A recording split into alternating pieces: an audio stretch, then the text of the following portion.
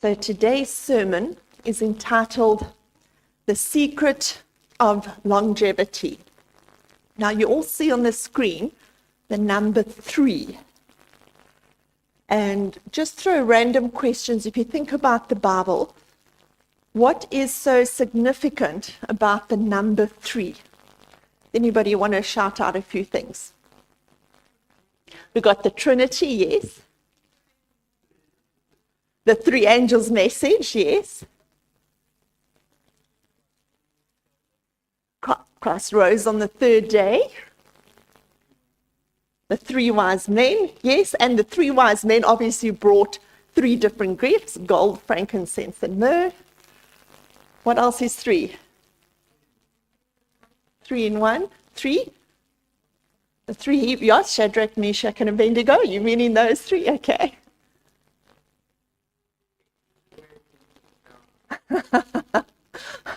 Okay, thank you, Mick, for that. I'm sure that's somewhere in the Bible. What about our 3 patriarchs? Abraham, Isaac, and Jacob. We often refer to them. The 3 components of the sanctuary: the courtyard, the holy place, the most holy place. Peter, what did he do 3 times? He denied Christ 3 times.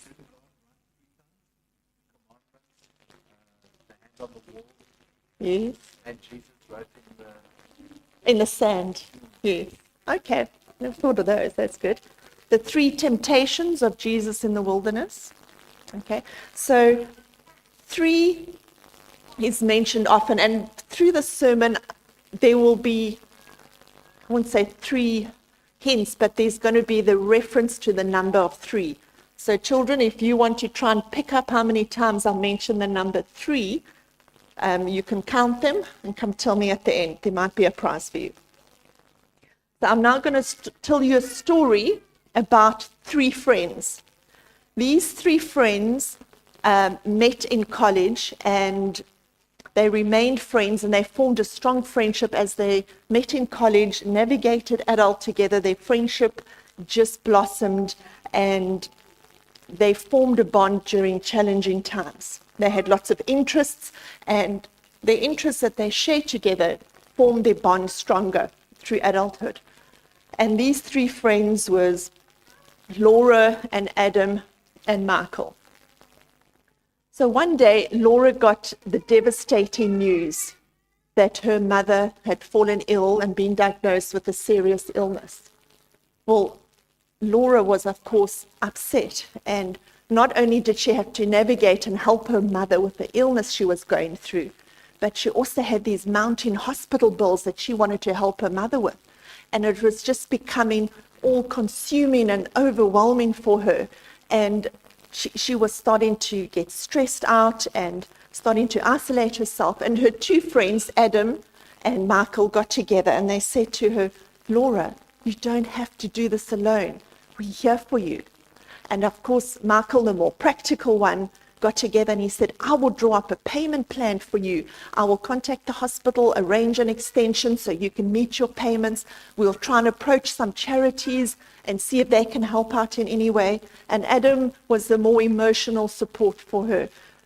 He would pitch up and just bring some dinner and tea over for her. And they would sit and have a chat, and he would just allow her to vent out and, just speak her mind and frustrations and take her out for coffee. And eventually, Laura's mother started getting better. The bills were sort of under control, and their life got back to normal.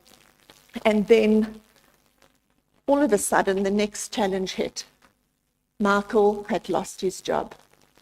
His company had gone into liquidation, and everyone was retrenched. And this was the first time Michael was without work. And of course, he would have bills to pay too. So he was also starting to stress and worry under the mountain bills. And Laura said, "Mark, you were there for us. We are going to be there for you too now." So Adam said, "I'll start putting feelers out. I know some people that are in the field of work you're in, and I'll see if they're looking out for anyone. Laura said, let's get your CV updated, let's get you posted on LinkedIn, and let's get you out there. And the friends got together and they would practice interview questions with Michael, and they would laugh at some of the silly questions and answers that he would give, and they would sort of motivate him and tell him of his self-worth. And eventually, only a few weeks went by, and Michael had landed another job better than the one he had before. And the friends' bond and friendship grew again. It was developed in the good times, and they helped each other in the bad times. And then suddenly the news came from Adam. His company where he was working at had offered him a prestigious scholarship program overseas, and it was always something that he had dreamt of. But because he had formed such a close bond with these friends, he was a bit reluctant to leave. And he didn't want to lose what he had, the familiarities they had together, the bond, the friendship. They had become family to him. And Laura said to him, Adam, this is your dream. You can't not go. Let us help you. So she said, friendship will transcend any distance. We'll still be there for each other. We can call each other and we'll visit each other, and it's a good excuse for us to travel abroad and go and see you. And she helped him with the arrangements, find accommodation and book his air tickets. And Michael threw the farewell party, and the friends said their goodbyes. But their friendship transcended the difference and their challenges, proving that true friends are the ones who walk in when the rest of the world walks out. And they were only able to help each other in the bad times because of the friendship that was developed in the good times. And we can draw lots of lessons from the Bible about friendships. And we're going to start with the very first friendship in the Bible, companionship. We're going to go right back to the Garden of Eden and Adam and Eve, the first friendship. And in Genesis 2:18 it says, the Lord God said, it is not good for man to be alone. I will make a helper suitable for him. So when Adam was naming all the animals, he noticed that they each had a partner. They each had a companion. So God then put Adam back to sleep, took his rib out, and formed woman. So man will leave his mother and father, is united to his wife, and they become together as one flesh. So in this application, God created humans to be companions for each other. He created for our well-being to be interconnected with each other and tied to each other in relationships. And sometimes that companionship will come in a form of a spouse, and sometimes companionship will be in the form of a friend. But there's nothing more rewarding than a soulmate that just gets you. And I'm sure we've all got one of those friends. There's just somebody out there that just gets you, that understands you. Someone who doesn't judge you, but just accepts you. Someone who knows your good points and your bad points, but loves you anyway. It's someone who, when you come home or when you meet them, they sense the mood you're in, and they adjust their mood accordingly. Sometimes we just want to have these practical conversations where we want to solve things and you want advice. Sometimes we just want these emotional conversations where we just want someone to listen. In America, they always teach the teachers, when the kids come to the teachers at school and they want to ask the teacher something and they want to tell the teacher stories and they want to get advice from the teachers, they train the teachers to say one of three things. You will ask the kids, do you want to be heard? Do you want to be helped? Or do you want to be hugged? And I think that's a nice way, because sometimes, yes, we want to be helped and we want advice, but sometimes we just want to be heard. We just want someone just to sit and listen. We don't want them to fix it. Don't fix it. Just listen to me. And in time, I'll find a way out. Sometimes we just need to get that stuff off our chest. And that's what companionship is about. And of course, Lesson 2 is we're going to go into deep friendships, and we have to mention David and Jonathan here. So in this scripture reading, 1 Samuel 18, verse 1 to 4, there was this deep bond formed between David and Jonathan. So Samuel 18, after David had finished talking with Saul, Jonathan became one in the spirit with David. He loved him as himself. From that day, Saul kept David with him and did not let him return home to his family. And Jonathan made a covenant with David because he loved him as himself. Jonathan took off the robe he was wearing, gave it to David, along with his tunic and even his sword and his bow and his belt. So in Jonathan displaying this, taking his tunic off, putting it onto David, was showing us that Jonathan didn't matter to Jonathan that David would one day be king. It showed him that his friendship with Jonathan was more important than the kingdom. And he was also saying that he recognizes God's choice as David as the future king. And of course, giving somebody your sword. Now, in those days, metal was hard to come by. They could make bows and arrows and that, but someone that had a sword had to be rich and wealthy, because the Philistines controlled all the steel-making mechanisms in those days. So you actually had to go to your enemy to get a sword, to fight your enemy. So it was very hard to come by a sword. So only the king and the king's son and generals of the army would have a sword. So by Jonathan giving David his sword sort of cemented that friendship. And of course, true friends will help each other through good and bad times. And we see this in the story where Saul tried to kill David and Jonathan stands up and helps him. So true friends are not jealous of each other. True friends will call each other brother and sister. Hey brother, how are you doing today? Sister, glad to see you. Okay? And true friends provide strength and stability and can positively impact our well-being and our lifespan. So if true friends can increase our lifespan and our health span, is this maybe what the world is looking for today? One of the most prolific growing illnesses today is your mental well-being. Can it be as simple as just having some friends? So when you go through a hard time, you don't turn to alcohol, you don't turn to drugs, you don't turn to gambling, you don't lock yourself up in the house, but you rather give a friend a call. We need to not just make connections with people, but we need to go deep and make deep connections. And we need to develop those friendships, that when a friend comes up to you and says, "Hi brother, how you doing?" And you say, "I'm fine," that the friend actually knows that something's wrong, because they know that's not your characteristic. And they will go to you and say, "I know something is wrong. And I just want you to know that I'm going to be there for you, that I'm available should you want to talk about it. I'm here for you. I'm in your corner." We need a friend that can pick up on that. When we are together, we release a chemical called oxytocin. You heard of this chemical? It's often, especially during women when they have childbirth and have their children, oxytocin is sort of dumped onto the mother going through childbirth. So it's a very strong bond that's released. But oxytocin is also your social bonding, regulates social bonding, trust, and empathy. So if we want to release oxytocin for social bonding, how do we do that?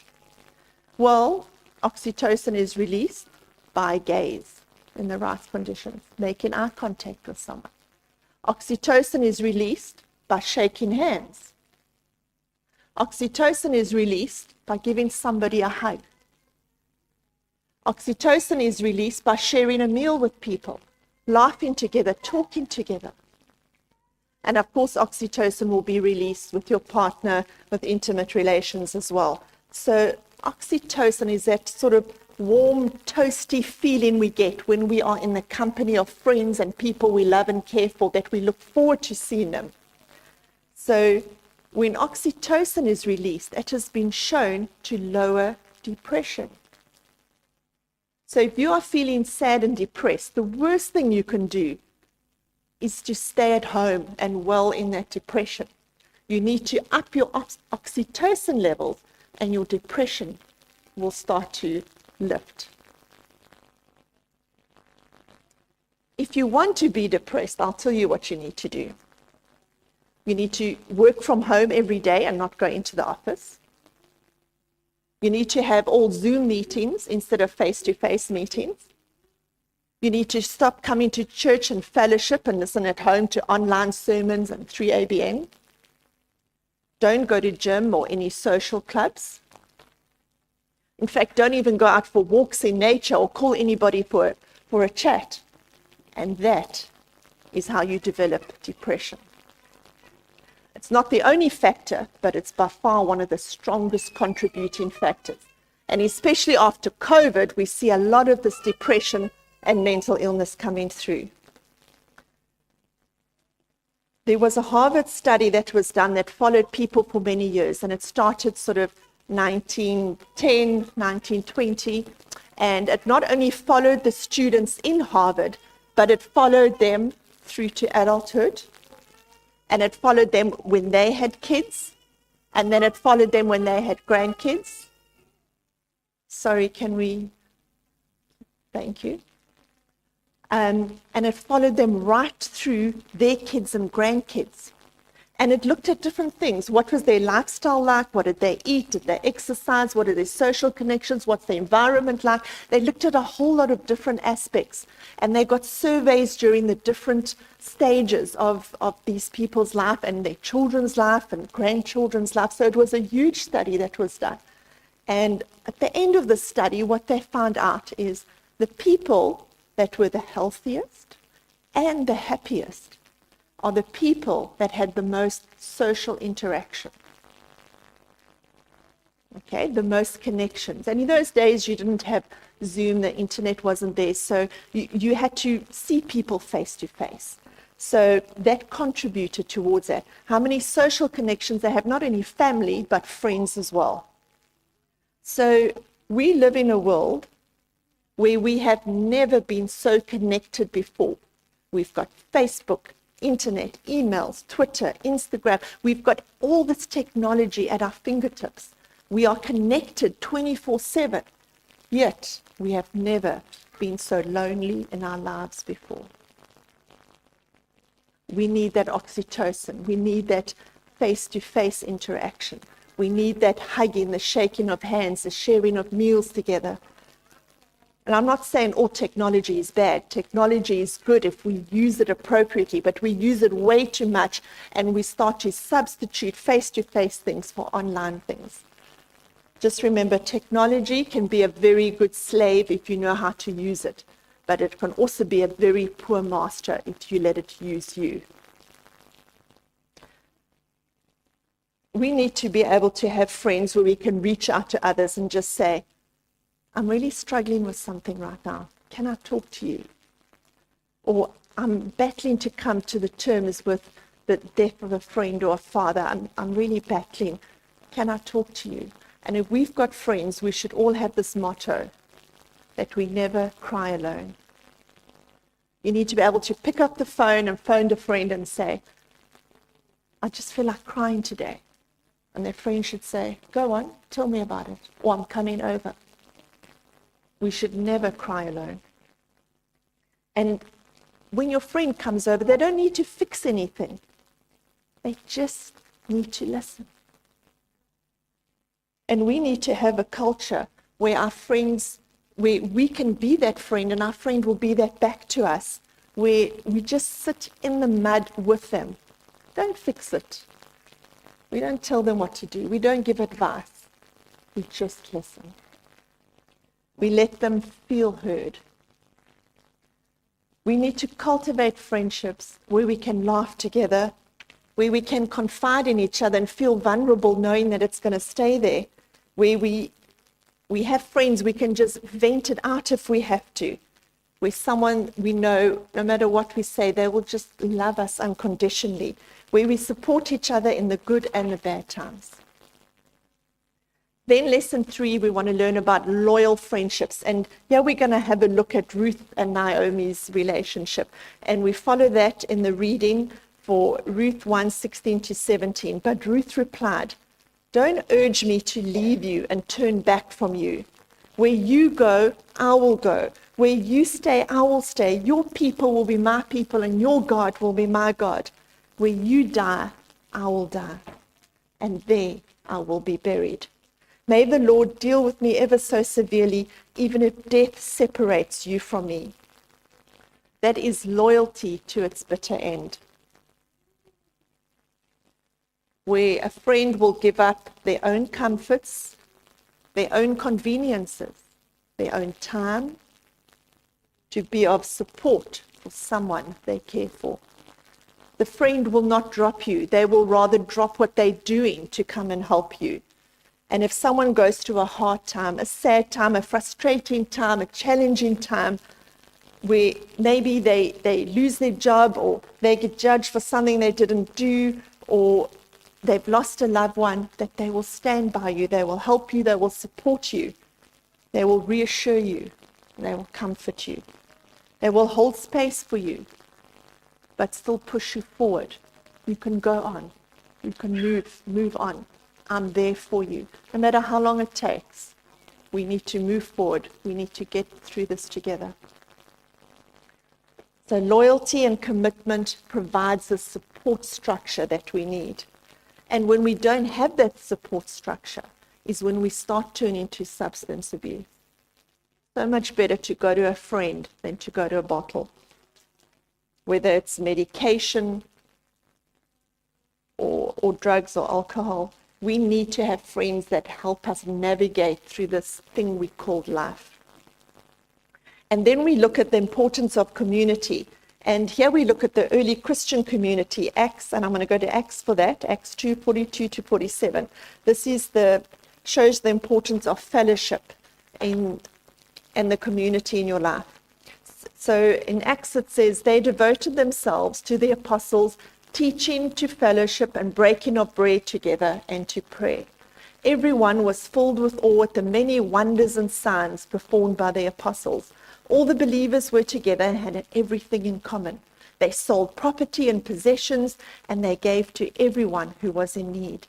Every day they continued to meet together in the temple courts. They broke bread in their homes and ate together with glad and sincere hearts, praising God and enjoying the favor of all the people. And the Lord added to their number daily who were being saved." Living in a community strengthens our bonds, and it contributes to our overall well-being. Have any of you, well, I suppose most of you have heard of the blue zones. Okay, these are the largest percentage of people who live to be 100 or older, the centenarians. They were also not only the oldest, but also the healthiest, being the oldest in their age group. So there were 5 initial areas that were identified. You've got the little island of Sardinia of Italy. You've got island called Okinawa of Japan. You've got Nicoya of Costa Rica, and you've got Icaria of Greece, and of course our very own homegrown Loma Linda in California, aka Seventh-day Adventist.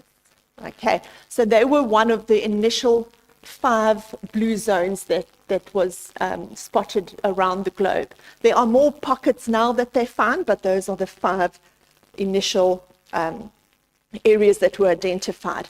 So the journalist went over and he would visit all these different places around to see how come there were so many people living to their hundreds and beyond, and they still had health about, they were still walking.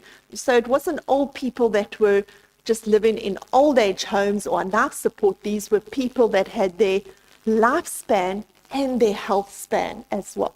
So he looked at their social interactions, he looked at what they ate, he looked at their physical activity, he looked at their environment, and they put all of these things together to try and see what overlapped and what were the differences and what were the similarities. And most of the time, they would say, "Oh, maybe it's the food they ate, maybe that it was active." And they did have a couple of things that they were similar on, but they also had a lot of things that they were very different on. Some ate meat and some didn't. Some walked further than others. Some did, very little walking, but had physical activity. Some drank alcohol, wine, and others didn't. Some has more, especially the Italians, more starchy, wheat-orientated diet, and others were more rice. They didn't eat much wheat at all. So what were the differences? That these people got to live over 100 years. And 20 years later, now we got 20 years on, this journalist decided to go back and visit these 5 places. And just to see, is modern society creeping in? Are these people still living long and healthy in that area? And in his article, one of the last places he's visited was Icaria of Greece. And after he'd been back to visit all the blue zone areas again, he came to this conclusion. And they threw at the end of his visit a lovely dinner. They had the table set outside and, beautiful sort of Mediterranean climate and the sun setting in the distance and the rolling waves of the ocean and all this beautiful food on the table. And they were laughing and talking and joking together. And he put it down to, look at this Mediterranean food. It's got to be that it feeds the gut microbiome. They're getting their fiber, and this is, of course, what your gut needs, is the fiber to live and to form you to be healthy. And he stood up and he made a toast and he said, "You guys are living long because of your healthy eating and your Mediterranean diet, and your gut microbiome is just thriving and it's causing you to be healthy." And he wants to make a toast. And eventually, a little old man at the end of the table stands up and he says, "No, doctor, you've got it all wrong. Yes, the gut microbiome is important, but it's not the only factor. More importantly is every day when we set the table, we make sure there is an extra seat at the table, a place set for somebody that we don't know that we might meet, that we can invite and join us for supper. Because while we live healthy, the food is a contributing factor, but not the only thing. It's because we have each other. We have the social interaction. We share, we laugh together, we talk together, we argue together, we form this bond. And this is what keeps us living, is our relationships with each other. And when we meet each other in town, we don't ask, "What did you eat last night?" We ask each other, "Who did you eat with last night? Who did you invite to the table?" Imagine if we asked each other that.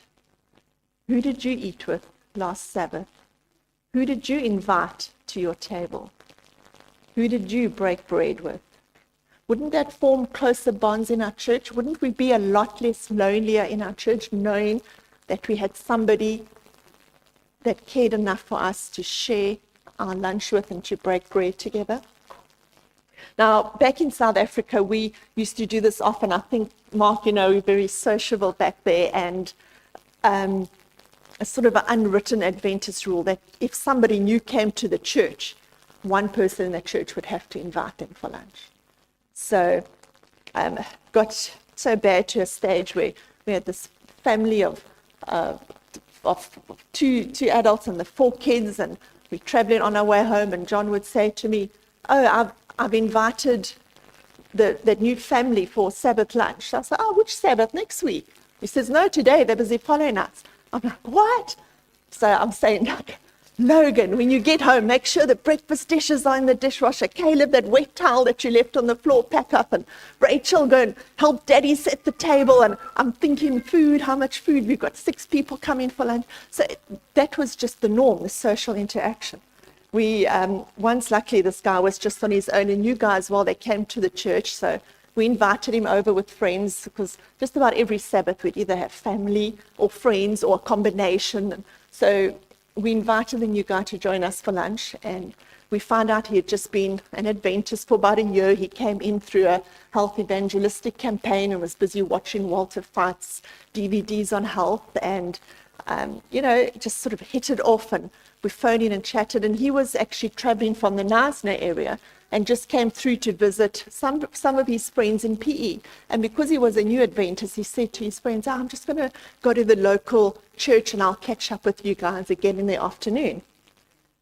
Well, lunch goes by and church goes by and the afternoon goes by, and eventually he gets this phone call, and his friends say, hey mate, are you okay? Are you lost? He says, no, I'm just having some lunch with people I met at church. Oh, do you know them? No, I just met them.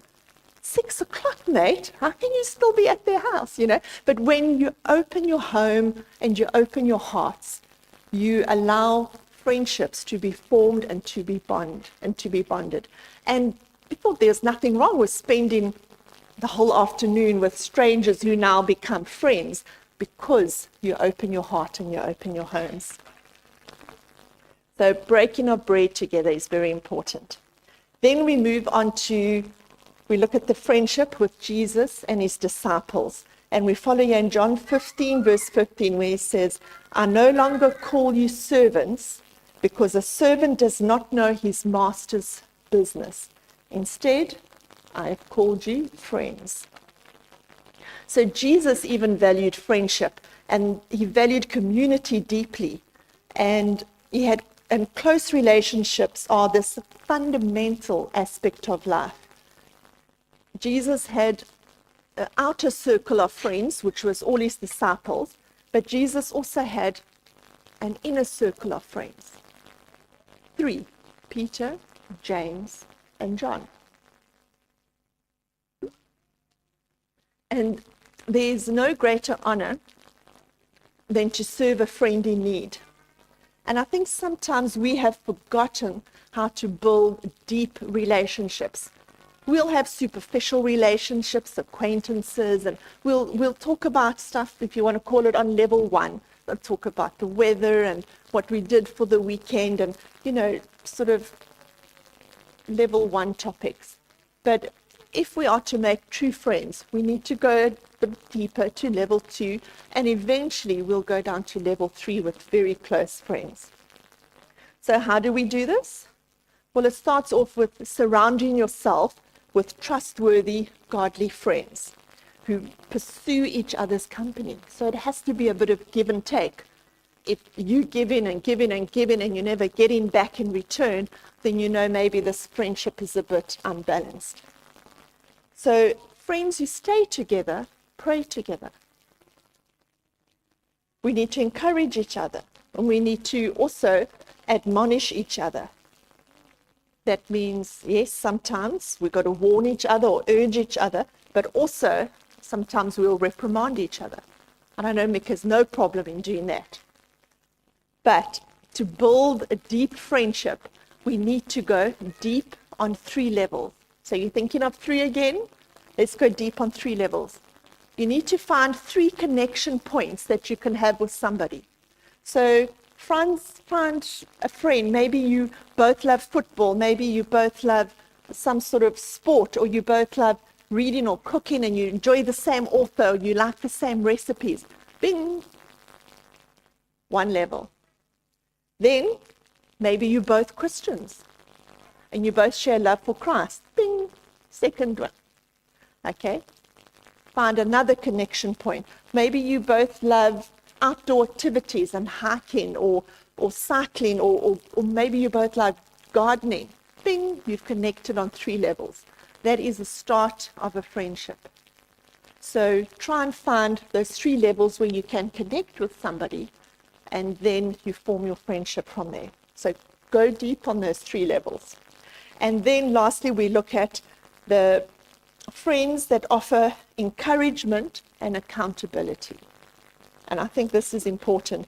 For the scripture reading, we read in Hebrews 10, verse 24 to 25, let us consider how many we spur one another on towards love and good deeds, not giving up meeting together, as some are in the habit of doing, but encouraging one another. So we're going to need encouragement from our friends. Sometimes our faith will wane a bit. Sometimes we'll feel a bit down and we just need that pick up. We just need our friend to say, come on, get back onto that road. And we look at the story of Paul and Silas when they were thrown into prison for casting the evil spirit out of the slave girl, and they were thrown into prison. What did they do for encouragement? They sang, yes. Now, not all encouragement will come in song. In fact, if I'd have phoned you and sing over the phone for encouragement, you think it was more torture or traumatic than encouragement. But we need to encourage each other, okay, in whatever forms. Maybe it's just sitting there listening. Maybe it's going for a walk together. Maybe it's a coffee chat together. We need to encourage each other. And then, of course, there's the other side. You need accountability. Your friends need to come to you and say, hey, mate, I don't think you did that right, or that wasn't too kind what you did there, or I think what you're doing, you're treading on dangerous ground here. Let's rather get off that pathway.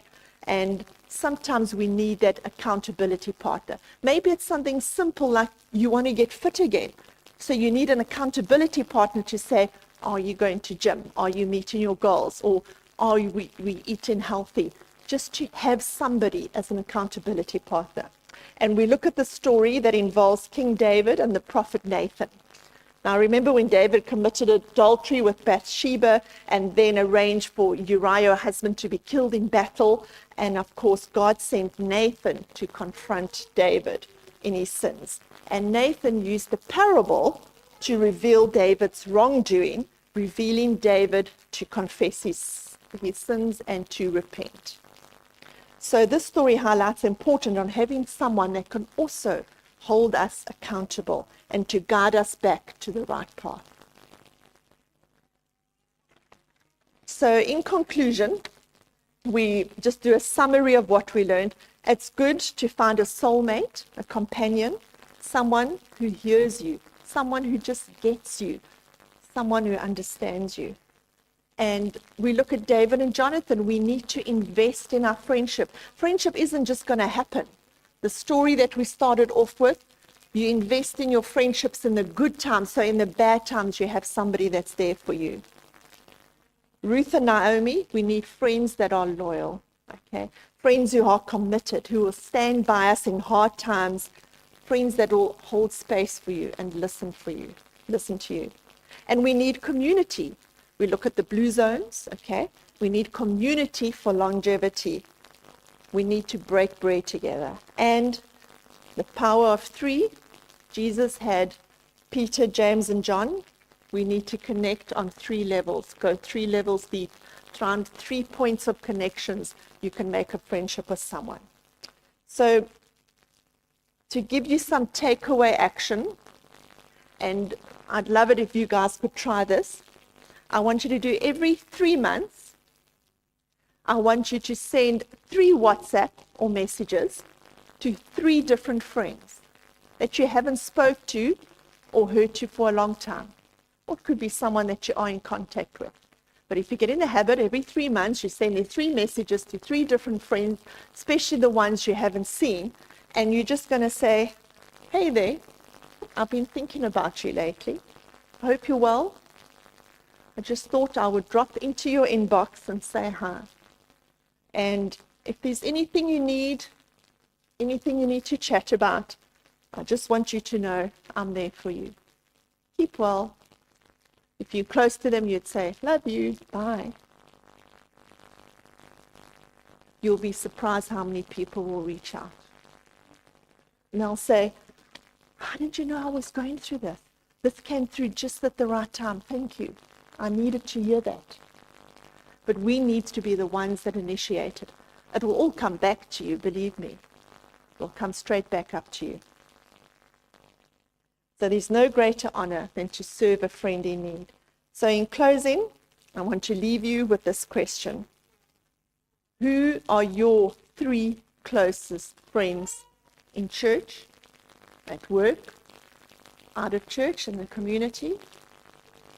Do you have at least 3 people that you can pick up the phone and call? And when I see you next week, I'm not going to ask you, what did you have for Sabbath lunch? I'm going to ask you, who did you share Sabbath lunch with? Remember that. Amen.